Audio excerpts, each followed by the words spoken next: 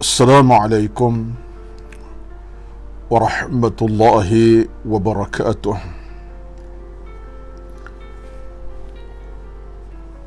Innal hamdalillah nahmaduhu wa nasta'inuhu wa nastahdihi wa nastaghfiruh wa na'udzu billahi min shururi anfusina wa min sayyiati a'malina. Man yahdihillahu fala mudilla lahu ومن يضلل فلا هادي له. أشهد أن لا إله إلا الله وحده لا شريك له وأشهد أن محمدا عبده ورسوله. ربنا عليك توكلنا وإليك أنبنا وإليك المصير. اللهم لك الحمد كما ينبغي لجلال وجهك وعظيم سلطانك. بسم الله الذي لا يضر مع اسمه شيء في الأرض ولا في السماء وهو السميع العليم. بسم الله الذي لا يضر مع اسمه شيء في الأرض ولا في السماء وهو السميع العليم. بسم الله الذي لا يضر مع اسمه شيء في الأرض ولا في السماء وهو السميع العليم. اللهم رب اشرح لي صدري ويسر لي أمري واحلل عقدة من لساني يفقه قولي يا رب العالمين. أما بعد،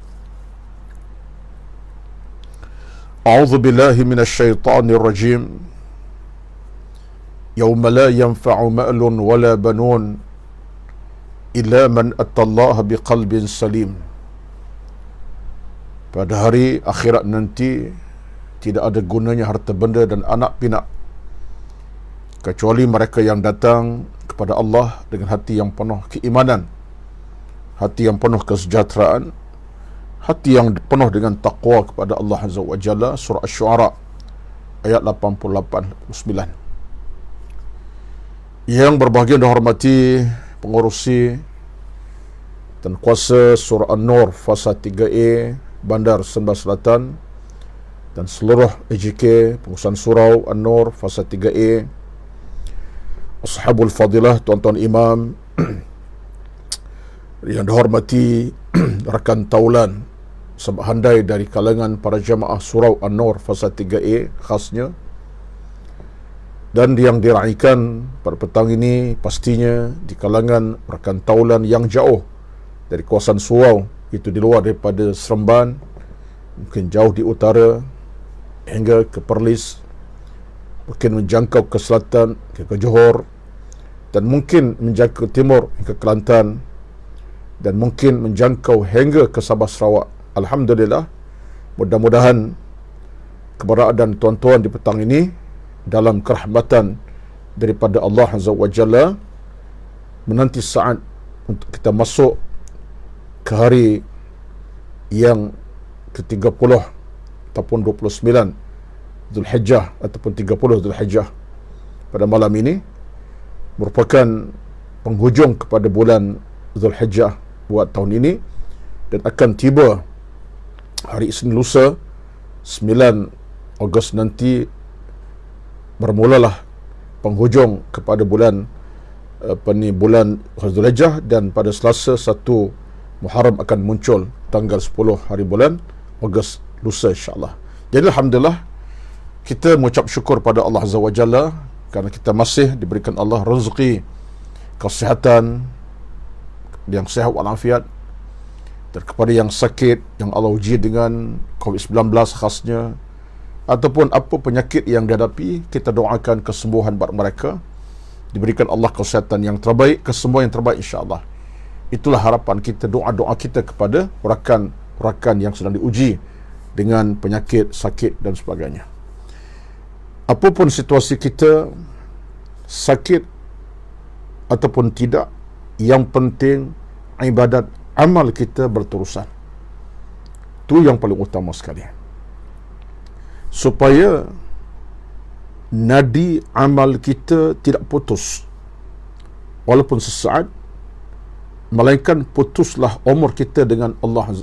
Umur kita putus, itulah habislah ibadat kita kepada Allah Azza wa Jalla. Lagi mana umur kita masih di badan, kita masih hirup udara, malam siang oksigen masih kita nikmati, selama itulah jangan putuskan hubungan peribadatan, al-khudu' wa tadhallul wa ta'ah. Jangan putuskan ketundukan, ketaatan, kepatuhan, peribadatan kepada Allah Azza wa Jalla. Tidak boleh putus sama sekali. Kerana itulah kata Imam Al-Ghazali rahmatullahi alaih, nyawa kita yang paling utama ibadat. Nyawa kita yang paling utama ibadat. Itu nyawa kita yang paling utama sekali. Kenapa nyawa dianggap ibadat? Kerana ibadat itulah merupakan harga paling mahal di sisi Allah Azza wa Jalla, akan diberikan markah nilai oleh Allah Azza wa Jalla. Sekecil manapun amal ibadat kita berpahala, apalagi amal-amal besar pada itu lagi berpahala. Sebab Allah Azza wa Jalla dalam perhitungan pahala dengan hambanya, asasnya ibadat. Asalnya ibadat. Bila hambanya buat ibadat, berpahala. Bila hamba jaga ibadat, dapat pahala. Sebab itulah kata Imam Al-Ghazali, nyawa kita yang paling utama ibadat.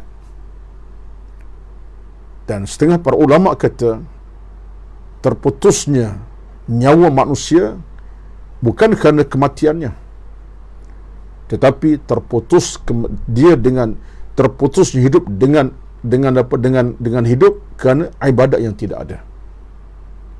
Faham balik tuan-tuan ya? Terputus kita dengan dunia bukan kerana kita mati itu, tetapi yang paling takut ialah kita terputus dalam konteks ibadat. Hidup tapi tanpa ibadat. Hidup tetapi amal tidak ada. Hidup pahala kita teraih. Hidup tapi kebajikan tak buat. Kita hidup tapi tak ada amalan. Ini orang mati. Dianggap mati walaupun dia masih fizikalnya hidup, tapi dia mati sebab ibadat telah putus. Ini kita paling takut sekali. Ini neraca yang begitu penting. Satulah kesungguhan, kemahuan kepada ibadat, satu benda yang kita nak kena pupuk sentiasa. Kita nak kena pupuk sentiasa, biar ada kemahuan dan ada kehendak untuk beribadat. Saya tak bercakap tentang ibadat wajib sunat, yang wajib sunat, tapi saya bercakap tentang ibadat keseluruhannya. Pupuklah kita. Bila kita boleh pupuk ibadat dalam hidup, ketika itulah kita sedang menghubungkan nyawa kita dengan Allah Azza wa Jalla. Kita tak mati. Pada hakikat kita akan mati, tapi ibadat kita buat tak akan matikan kita. Betullah ibadat ini tuan-tuan, dia ada kerangka banyak cabang. Dalam tasawuf pun dibincang hal ini. Betul, ibadat ini nyawa kepada fizikal kita, dan nyawa kepada amalan kita, nyawa kepada hati kita. Kepada fizikal, nyawa ibadat, dan nyawa kepada hati kita pun ibadat. Jadi ibadat dia boleh jadi punca kepada dua situasi. Fizikal segar, hati sehat. Fizikal sehat, hati segar. Ibadat. Boleh faham tuan-tuan? Ini agak-agak mukaddimah ni agak sikit falsafah sikit lah. Tapi itu neracanya. Jadi ibadat ada dua keuntungan kita akan dapat. Menyuburkan fizikal, menyuburkan hati. Hati sehat sebab ibadat, fizikal kita pun sehat sebab ibadat. Sebab kita tengok dalam kerangka agama ni, tuan-tuan perhati ya, ini perbincangan kita petang ni lah, saya masuk kepada sesi perbincangan, kita akan sebut lebih detail. Dalam ibadat ini, kita diajar untuk ibadat secara fizikal. Contoh, kita solat asar kejap tadi, zuhur tengah hari tadi, subuh awal pagi, dan insyaAllah maghrib kejap lagi. Pergerakan kita dalam solat, rukuk, sujud, bangun, qiyam, duduk, rukuk, balik, duduk antara dua sujud, kemudian sampai kita bagi salam. Pergerakan ibadat itu bukan kosong. Ada benda di sebalik pergerakan kita bangun duduk tadi. Diberikan kita kesihatan badan sebenarnya. So, dalam kajian akademik, kita rukuk sujud ada makna tersirat. Daripada sudut pergerakan badan kita menyebabkan sendi kita akan dapat ketenangan. Kita sujud kepala ke bawah, ada sesuatu bukan menyusahkan kita, daripada sudut untuk kita dapat ketenangan di sebalik kotak pemikiran kita, akal kita, darah kita mengalir. Kita angkat tangan, takbir letak di sini contohnya, kita rukuk sujud kemudian bagi salam. Proses-proses itu ada makna sebalik fizikal kita. Sama dengan kita buat haji, kita berjalan untuk melontar, kita bermabit Muzdalifah, kita bangun untuk sekian. Dia buat haji, kerja haji, kerja fizikal daripada wukuf sampai kita habis tawaf melontar, fizikal. Ada makna di sebalik kekuatan fizikal itu, ada makna.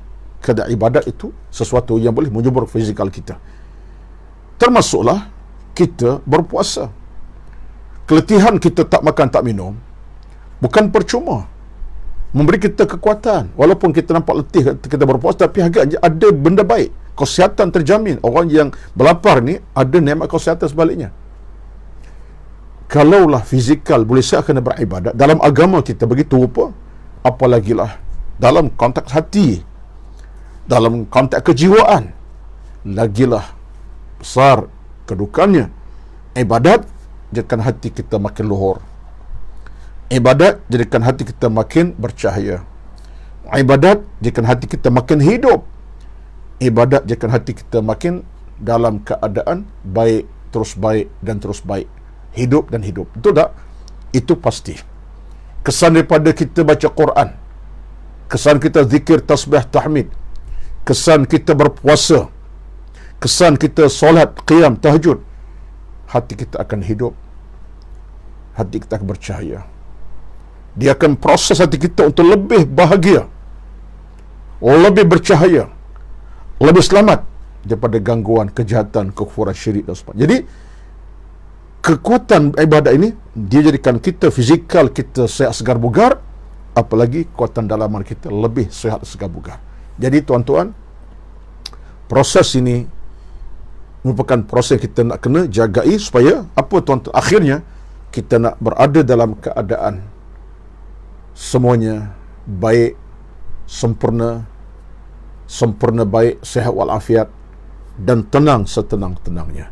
Maka ini di antara mukadimah awal saya nak sebut satu perkara pada pertanyaan, tapi mukadimahnya ke situ kita nak bawa. Jadi inilah di antara kesungguhan kita kena ada, kerana poin saya pertama tadi adalah kesungguhan, kemahuan untuk kerja ibadat kepada Allah Azza wa Jalla. Apalagi dalam kita nak sampai ke tahap menyempurnakan hidup ini, untuk kita sempurnakan hidup ini dalam kata-kata, dalam dasar beragama, maka kita nak kena ambil cakna secakna-caknanya. Tak boleh kita biarkan hidup ini terus dalam keadaan ikut suka, ikut kemahuan, tak boleh. Dia, kalau saya nak beri dalam contoh yang agak kampung lah sikit, tapi tak apalah, kampung-kampung itu contoh yang saya rasa terbaik bagi saya. Bismillahirrahmanirrahim. Kita ni tuan-tuan, puan-puan semua, kita boleh sebut macam ni lah, ya, dalam bentuk kiasan mudahnya saya nak sebut tuan-tuan, macam ni lah kita dalam seharian kita merancang kan tidak? Kita merancang. Kalau tak perancangan yang begitu rapi, hebat, besar pun ada perancangan kita. Bangun awal pagi, kita mula rancang nak makan apa hari ini. Contohnya, bab makanlah. Bangun awal pagi, ialah sembahyang tu selesailah. Tapi dalam proses hidup ini, kita rancang nak makan apa hari ini. Semalam nasi lemak, semalam 2 hari lepas dah nasi biryani, agaknya pagi ni mi goreng kot contohnya. Merancang. Itu proses merancang soal makan. Bukan takat merancang makan, kita merancang hari ini appointment ada pukul 10 di hospital. Contohnya, ada rawatan bulanan. Contohlah. Jam 12 nanti ada appointment dengan kawan. Ada sikit urusan jual beli. Contohnya. Kita ambil dalam suasana biasalah. Bukan suasana COVID sekarang lah. Suasana COVID sekarang ni nak keluar tak boleh. Kita nak ziarah pun tak boleh sekarang ni, tapi kita cakap ada suasana biasa yang pernah kita hadapi, yang kita amal ke sini. Perancangan ada. Jam Zuhur nanti di pejabat ada nak temu orang. Kalian contoh, kalau kita bekerja 5 petang nanti nak ambil anak bersekolah, contohnya. Merancang tak? Merancang. Tak ada orang bangun pagi dia serah bulat-bulat nak buat apa ikut hari ni. Nak makan tak nak makan ke? Saya rasa itu bukan manusia yang normal. Dia ada something wrong dalam pemikiran lah. Tak gila pun ada masalah. Ya, tapi kalau dia orang yang normal, ada perancangan. Tak banyak pun ada. Saya tak kata semua kita sama, tapi ada perancangan. Jam ke jam, jam ke jam, ke malam. Sampai ke malam perancangan dia. Kalau begitulah watak kehidupan dalam kesaran kita, takkanlah kita tak ada perancangan untuk kembali kepada Allah Azza wa Jalla. Ini kiasan yang saya bawa ini, kiasan yang nampak kampung bagi saya. Tapi bagi saya tak kampung dah. Ya. Kiasan itu, takkan kita ada perancangan dengan Allah Azza wa Jalla. Aku dengan Tuhan macam mana ya? Kalau aku meninggal hari ini, aku ni sempat tak buat amal ibadat yang sempurna? Dah taubat tidak aku ni? Amal aku banyak dosa kemaksiat, kejahatan mengatasi kebaikan atau kebaikan atasi kejahatan. Aku belum. Jadi kita nampak perancangan kita bertemu Allah tu dalam kerangka ibadat. Ini satu kiasan yang saya fikir kita kena jadikan sebagai panduan. Kalau tidak, kita kecewa, tuan-tuan. Kita hanya merancang urusan dunia, nak makan apa, nak ke mana, nak buat apa, sampai ke malam, 7 perancangan, 10 perancangan, penuh harian kita. Tapi dengan Allah perancangan, ini suatu tindakan yang tidak tepat dalam hubungan keimanan dengan Allah Azza wa Jalla. Sebab itulah maka orang mukmin dia kena ada perancangan untuk kembali kepada Allah Azza wa Jalla. Baik. Pada petang ini, saya nak ajak tuan-tuan untuk bercakap tentang persoalan yang kita nak kena ambil cakna demi kelangsungan hidup yang penuh kebaikan, keberkatan, tidak hidup yang Allah murka, yang Allah tak suka. Dalam kitab Bidayatul Hidayah, karya Al-Imam Al-Ghazali rahmatullahi alaihi, Imam Hujjatul Islam Abu Hamid Al-Ghazali yang meninggal tahun 505 Hijrah, ya, ataupun meninggal tahun 111 Masehi. Dalam kitabnya yang bertajuk Bidayatul Hidayah, kita Arab pun ada, Melayu pun ada terjemahannya, ada suatu topik fasal yang dibincang dalam satu bab daripada buku beliau, ialah tentang pada menyatakan menjauhi segala maksiat yang zahir. Kita nak bercakap hari ini tentang kata Imam Ghazali, bagi kita nak kena upayakan untuk menjauhi maksiat yang zahir. Yang zahir bukan batin. Yang batin tu kita bincang lain kali lah. Menjauhi maksiat yang zahir. Dusta ke orang, tipu orang, khianat orang, maki hamun, itu maksiat zahir. Dan kita kena ambil cakna tentang hal ini. Sebab kaitan tadi, tuan-tuan, kalau kita tak ambil cakna tentang maksiat yang zahir dengan bohong, dusta, contohnya tipu orang tadi, contohlah, kita dah merosakkan hati. Hati tak akan bahagia. Hati tak akan bercahaya. Hati makin hitam, makin hitam, makin hitam, makin rosak. Akhirnya mati hati kita.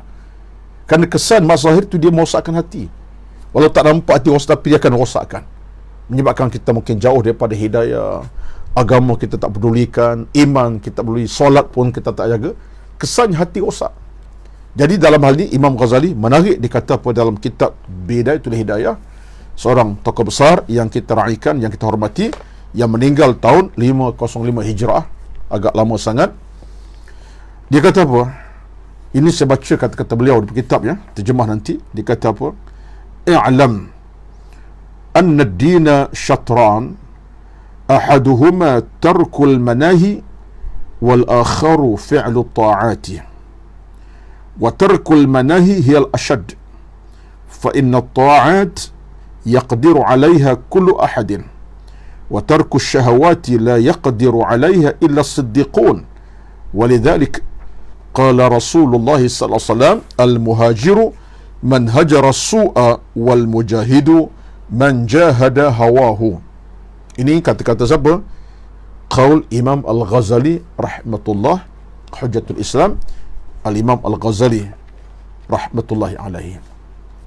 Dikata, ketahuilah anna ad-dina syatran, agama ada dua bahagian. I'lam anna ad-din syatran, ketahuilah agama ada dua bahagian. Dua bahagian. Pertama, kedua. Pertama, dua. Kiri, kanan, kiri. Dia kata macam tu. Ketahui agama dua bahagian. Ahaduhuma, salah satunya ialah tarkul manahi, meninggalkan kemaksiatan yang Allah tegah. Itu agama. Menarik sekali kata kelima tuan-tuan. Agama dua bahagian. Yang pertama ialah meninggalkan apa yang Allah tegah. Maknanya tak buat apa Tuhan murka. Tarkul manahi, meninggalkan benda yang maksiat. Satu bahagian. Yang keduanya ialah fi'lu ta'ati, fi'lu ta'ati. Yang kedua ialah buat kerja ketaatan, iaitu amal salih lah, benda-benda yang baik yang Allah suka. Cantik. Agama kata Imam Ghazali ada dua bahagian. Yang pertama, tarkul manahi, tinggal benda Allah tak suka, benda Allah tak redha, benda yang Allah benci, benda Allah marah, Allah tak suka. Yang kedua ialah fi'lu ta'at, buat apa yang Allah perintah, benda Allah sukai, iaitu benda-benda baik. Faham tuan-tuan ya? Ini agama. Baik. Kata beliau, wa tarkul manahi asyad hiyal asyad, meninggalkan akan segala tegah itu sangat susah. Tengok, wa tarkul manahi hiyal asyad, nak tinggal benda yang buruk ini susah. Asyad mana suatu benda yang menekan, benda yang payah. Itu dia. Betul tak betul? Kalau kita dah biasa diumpat adu domba orang, tak mengumpat sehari rasa demam. Ada orang demam tak dapat sembahyang subuh jemaah. Ada orang demam tak dapat bangun qiyamul lail terlepas tahajud. Ada, alhamdulillah lah. Ada orang demam kerana tak boleh mengumpat. Ada orang je demam kerana tak boleh nak cela orang. Ada orang demam kerana tak boleh duk sembang kata kat orang, pertenahkan orang. Ada tak? Ada tuan-tuan. Seorang kerja dia hari-hari begitu. Kata orang ni cela orang. Satu hari dia tak dapat bertemu kawan dia. Kawan semajlis dengan dia lah. Kawan tu sibuk. Oh, demam aku ini. Tak ada kawan sembang, dia kata. Ada. Manusia bila terbiasa dengan kejahatan, dia tak buat, dia rasa tertekan. Ini kita paling takut. Sebab hati kita dah rosak pada masa itu. Dorongan motivasi ke arah kejahatan dah masuk dalam jiwa kita. Tarikan pada kejahatan dah masuk. Jadi kadang-kadang itulah yang kita paling takut. Orang tak baca Quran. Orang tak baca Quran contohnya. Apa yang dia rasa duka cita? Tak ada apa, biasa. Sebab seronok dah tak baca Quran. Yang dia nak sembang kencang je. Sebab dia biasa dah. Sebab dia biasa tengok Quran, dia tak rasa apa. Walaupun Quran depan mata dia. Dia dengar baca Quran pun, dia tak rasa apa. Sepatutnya, bila dengar baca Quran, kita seronok. Seronok bacaan dia. Macam Mekah dah. Aku nak baca je bersama, contohnya. Tapi tak ada. Sebab kekuatan yang dimiliki ialah benda lain. Quran kesampingkan, ia dengar, ia nak dengar benda-benda yang lara. Ini yang menjadi masalah. Masalah tuan-tuan. Ini saya bercakap tentang dalam kita ni, kehidupan kita. Saya kata kita lah. Tak apalah saya lah, bukan tuan-tuan ya. Kata Imam Ghazali, tarkul mani al-asyad wa tarkul manahi al-asyad. Nak tinggal benda yang Allah tak suka memang payah. Fa inna at-ta'at yaqdiru 'alaiha kullu ahadin. Benda yang baik ni, benda ta'at ni insya-Allah orang mampu melakukannya. Makna terutama bagi ahli ibadat lah. Mudah ya. Biasa berzikir akan berzikir pemanjang. Tapi yang saya nak fokus ialah meninggalkan kejahatan bukan mudah. Betul kata Imam Ghazali, wa tarku syahwati la yaqdiru 'alaiha illa siddiqun. Meninggalkan syahwat kejahatan itu tidak mampu dilakukan oleh orang-orang yang benar dengan Allah Azza wa Jalla. Meninggal kejahatan, hawa nafsu yang buruk dalam hidup tidak mudah dilakukan melainkan orang itu siddiqun, benar dengan Allah. Walau dia boleh tinggal kejahatan. Kenapa? Dia benar dengan Allah. Benar dengan masa apa? Dia yakin pada Allah, dia percaya kepada Allah, dia takut ancaman akhirat, dia bimbang ancaman kubur, dia takut seksaan di padang mahsyar, dia takut neraka. Dia akan mudah tinggal kejahatan dan nafsu syahwatnya. Tuan-tuan, Betul Nabi bersabda, kata Syekh Imam Ghazali ni dalam kitabnya Bidayatul Hidayah, kata apa? Dalam kitab Bidayatul Hidayah kata apa? Walidzalika qala Rasulullah sallallahu alaihi wasallam, man al-muhajiru man hajara su'a wal mujahidu man jahada hawahu. Ini hadis sahih daripada Imam Tirmizi, diriwayatkan oleh Abu Daud juga. Nabi bersabda, orang yang benar-benar berhijrah adalah orang yang boleh meninggal kejahatan, dan orang yang berjuang itu berjuang melawan nafsunya yang buruk, yang keji dalam hidupnya.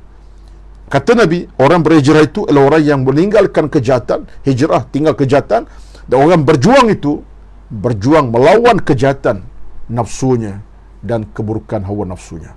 Tuan-tuan, kata-kata ini bagi saya perlu kita kupas sikit untuk tempoh 10 minit yang terakhir ini, untuk kuliah asar kita ini, supaya kita boleh ambil kenyataannya demi untuk kelangsungan ibadat harian kita. Baik, antara isu yang utama ialah Imam Ghazali sebut agama dua cabang.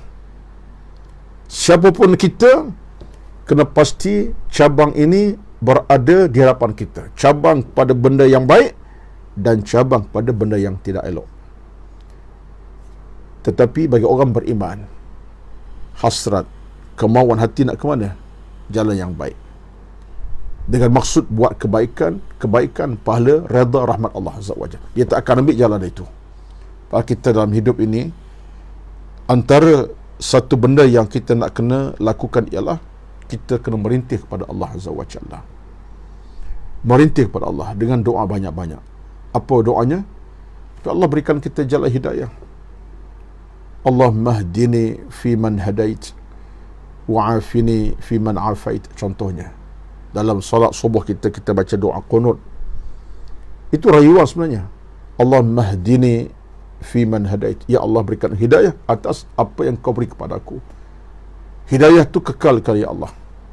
Afiatkan aku daripada kejahatan. Afiat itu maknanya kita selamat daripada kejahatan. Allahumma hdini fi man hadait. Ini satu rayuan. Sebab dalam kacamata agama, apapun keadaan kita kena berpegang teguh dengan Allah dengan cara berdoa banyak-banyak. Al-Imam Al-Hasan Al-Basri, seorang tokoh besar dalam bidang tasawuf, di kalangan ulama yang besar di kalangan tabi'in, yang utama tabi'in, dia sebut kepada anak-anak muridnya dalam suatu majlis ilmu, dirakamkan dalam kitab tentang sejarah Imam Hasan Al-Basri. Dia sebut kepada anak muridnya dengan kata-kata bahawa pergantungan kamu bukan dengan diri kamu, tetapi pergantungan kamu dengan Allah Azza wa Jalla, Tuhan kamu, allazi khalaqakum, yang telah ciptakan kamu. Dia pesan bergantung kepada Allah, bukan diri kamu. Sebab kamu ada kemahuan nak buat, boleh buat, tapi Allah yang Maha berkuasa. Bergantung dengan Allah Azza wa Jalla. Ada hadis Nabi sebut pun, wa idza sta'ant fasta'in billah. Kalau nak minta tolong dengan Allah Azza wa Jalla. Fasta'in billah, minta dengan Allah punya pertolongan. Jadi ini yang pertama yang kita nak kena ambil sebagai peringatan, di mana kita nak kena doa banyak-banyak pada Allah Azza wa Jalla untuk jadikan kita ini berlorong yang betul. Dua lorong kan? Satu lorong kejahatan, lorong kebaikan. Kita nak pada Allah beri lorong kebaikan, kita minta kepada Allah Azza wa Jalla. Yang keduanya ialah Imam Al-Ghazali seolah-olah mencabar kita. Saya sebut dalam bahasa mudah, mencabar kita. Saya baca seperti saya cuba semak pandangan yang lain, seolahnya dia mencabar kita. Dan tu dia kata apa? Dia kata watarkul manahi hiyal asyad. Nak meninggal kejahatan benda susah. Sepatutnya dia kena kata nak buat yang baik susahnya. Tapi dia kata buat baik itu mudah. Di sini dia mencabar kita. Saya punya kajian, saya kata dia telah meletak cabaran kepada kita. Sebab apa? Sebab benda-benda maksiat kejahatan, dia benda tu mudah masuk dalam hati nurani kita. Satulah dosa ni tuan-tuan. Dalam hukum agama, dosa ini bagaikan satu titik hitam yang sikit bila jatuh atas kain putih yang putih, walaupun sikit, dia akan membesar kehitamannya, dan bila jatuh hitam yang kedua, titik yang kedua, dia akan lagi membesar. Nampak tak? Ini ibaratnya titik hitam, dakwat hitam lah katakan, dakwat hitam. Dia ada bolpen kita yang mungkin pakai dakwat yang warna hitam. Ini tak dakwat. Kita buang dakwat setitik atas kain putih. Bila jatuh kain putih, dia tak begitu saja, dia akan jatuh atas kain, dia akan membesar, dia akan merebak. Setitik je hitamnya. Jatuh hitam yang kedua, lagi merebak dia punya pembesaran kehitamannya. Jatuh 3-4 titik, akhirnya kain putih tadi akan jadi hitam. Itulah kita. Hati kita ni asal bersih, putih, cantik sangat dah. Tapi bila dah melekat hati kita dengan dosa yang kita dah masuk dalam jiwa kita, sikit-sikit akhir hati kita yang putih macam mana? Berkarat lah, rosak lah. Ini yang kita nak kena faham di sebalik kata-kata Imam Al-Ghazali. Nak putihkan balik bukan mudah. Ini bukan kita kena pakai Clorox, pergi dalam toilet kemudian ambil hati bersih-bersih pakai balik, dah. Itu pakaian, boleh macam tu. Sebab itulah nak tinggal maksiat bukan payah. Dia dah melekat kadang-kadang. Cabarannya, kata para ulama kita, ialah kita terpaksa bersihkan semula dengan satu cara yang paling utama. Betul pada ulama, paling tidak untuk bersihkan hati yang kotor dengan 2 kaedah yang besar. Ini diambil daripada pandangan daripada Ibn Rajab Al-Hambali, seorang tokoh besar dalam bidang tasawuf juga, ya. Sebab kata Ibn Rajab Al-Hambali, untuk bersihkan hati dah kotor, supaya hati jadi al-qalbus salim, qalbu itu jadi baik dan bahagia, 2 amalan utama segera lakukan. Yang pertama dia kata, mestilah kita menangisi dengan taubat kepada Allah Azza wa Jalla. Kita nak kena menangis meratap akan dosa kita. Tak cukup dengan hanya angkat tangan tak ada taubat, kena menangis.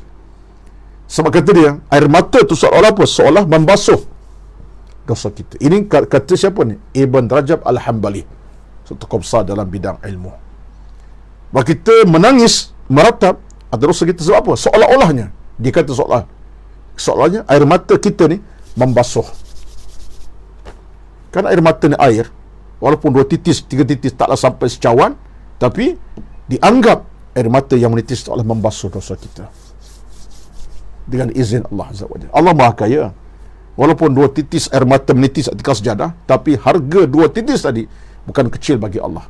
Ini satu pembuktian yang benar betul-betul minta pada aku keredaan, keselamatan, keampunan. Air mata berharga, tuan-tuan. Jadi ini satu amalan menarik sekali. Sebab itulah kita bila sampai tahap tak boleh nak menangis kerana dosa ni, kena belajar lah. Ada ulama-ulama tahu kata apa? Membiasa dengan air mata tu perlu, dan sangat-sangat perlu. Membiasa maknanya usahakan. Ada orang tak boleh menangis, ada tuan-tuan. Sampai ibu mak menangis, mak sakit berbulan-bulan, mati pun dia relax. Dia kata saya tahan diuji. Tapi sebenarnya saya kata orang yang tak menangis ni something lah juga sebenarnya. Padahal saat mati mak, mati ayah, siapa tak air mata. Bukan sekadar mati, sakit pun.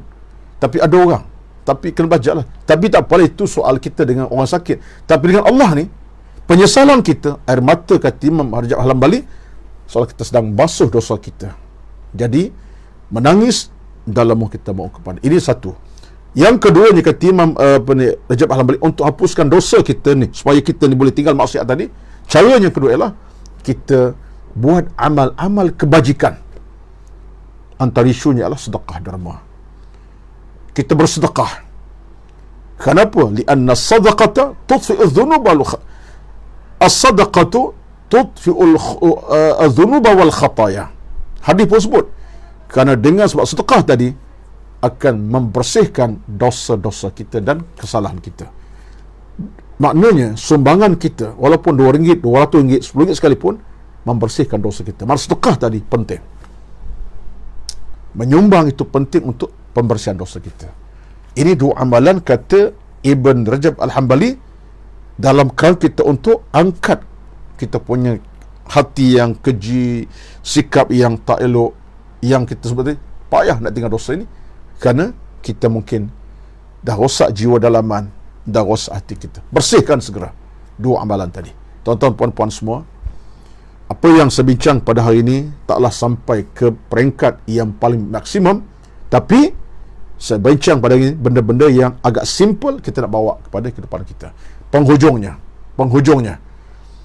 ni tuan-tuan, mari sama-sama seulang balik di awal kalimah tadi. Kesungguhan, kemahuan untuk beribadat kena ada. Bila ada kesungguhan, kemahuan beribadat dalam hati nurani kita, dia akan mudahkan urusan peribadatan kita kepada Allah Azza wa Jalla, menyebabkan kita akan berada di lorong yang betul, yang sahih, yang benar, dan tidak masuk ke lorong yang salah, lorong yang tidak diradai di Allah Azza wa Jalla. Tingkatkan ilmu, penuhkan iman di dada, cari pintu keampunan, air mata tumpah menandakan kita mohon kepada Allah Azza wa Jalla, bina hidup beragama, kental semangat dengan taqwa kepada Allah, cintakan amal salah, rindukan amal salah, dan cari usaha dapatkan ruang untuk buat amal salah. Mudah-mudahan kita hidup dalam kerahmatan, dalam redha Allah Azza wa Jalla.